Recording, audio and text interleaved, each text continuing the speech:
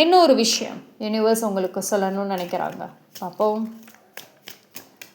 So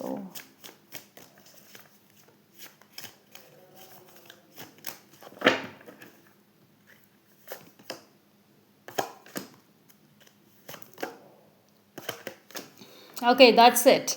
so இந்த video பார்க்குறீங்க அப்படின்னா வந்துட்டு ட்ரஸ்ட் அப்படிங்கிற வேர்டை கூட டைப் பண்ணிக்கோங்க. ஏன்னா அது ரொம்ப தேவையான ஒரு விஷயம்.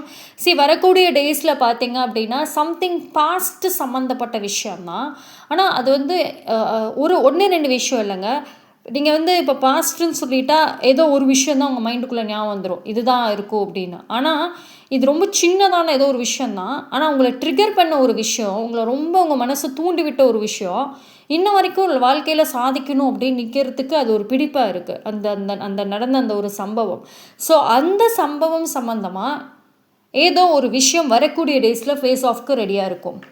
ஒன்று உங்களை வந்து கஷ்டப்படுத்தின பர்சன் யாராக இருந்தாங்கன்னா அவங்கள ஸ்ட்ரெயிட்டாக ஃபேஸ் ஆஃப்க்கு போவீங்க. இல்லையா அந்த சூழ்நிலைகள் ஏதாவது இருந்துச்சுன்னா அது திரும்ப மறுபடியும் வரும். ஆனால் இந்த டைம் நீங்கள் ஹேண்டில் பண்ணுற விஷயம் ரொம்ப போல்டாக இருக்கும், பழையபடி வீக்காக இருக்காது. ஸோ ரொம்ப போல்டான ஒரு டெசிஷன் அப்படின்னு பார்க்க முடியும். ஸோ அதனால தான் உங்கள் மேலே நம்பிக்கை வைங்க. நீங்கள் அந்த இழந்த மரியாதை எது இழந்தீங்களோ அதை திரும்ப நீங்களாகவே சரி பண்ணக்கூடிய சூழ்நிலைகள் வரும். தேங்க்யூ.